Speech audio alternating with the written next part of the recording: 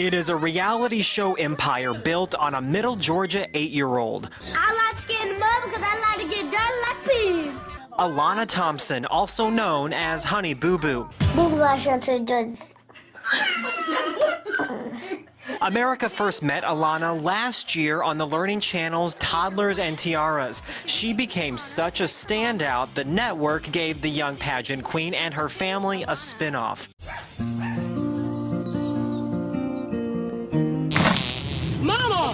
Here Comes Honeyboo Boo debuted on TLC 2 seasons ago and continues to draw mixed reactions. Some reviews call this family's redneck way of life repulsive, even horrifying. A dollar makes me holler, Honeyboo Boo.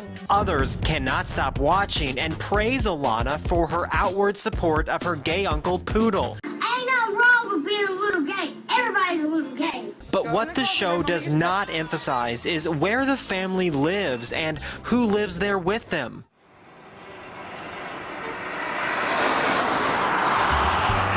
McIntyre, Georgia is about 4 hours northwest of Jacksonville near Macon. City Hall tells us the population here is somewhere around 600.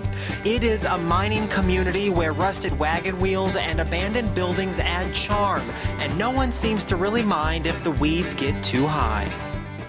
McIntyre is so small, in fact, where I'm standing at its largest intersection, there are no stoplights, only 2 stop signs. And if you spin around right here in this location, you've got everything you need. You've got your gas station, you've got your post office, and conveniently, you've got a pool hall with fresh seafood. And I love it. I love it. I love to be out the limelight. Katrina Ford has called McIntyre home her entire life.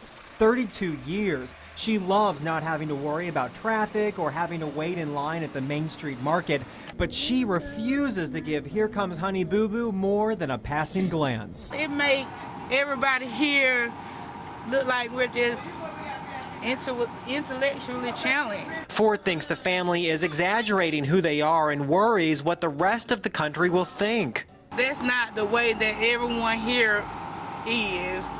Disgusting like that. No, everyone is not like that. Some people at the Chalk Miners Diner also do not like the show, but they also don't want to talk about it out of fear of losing business. This, after all, is a place where pretty much everyone knows the Boo Boo clan.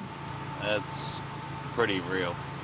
I mean, that's kind of like how they are. Family friend and McIntyre resident Kevin Jacobs defends the show for how it portrays people here. And they cook coon and dove and duck. You know, they cook all different kind of animals. I mean, I love it.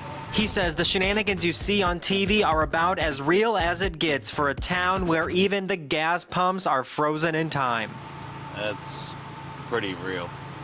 I mean, that's kind of like how they are. We're proud to be rednecks.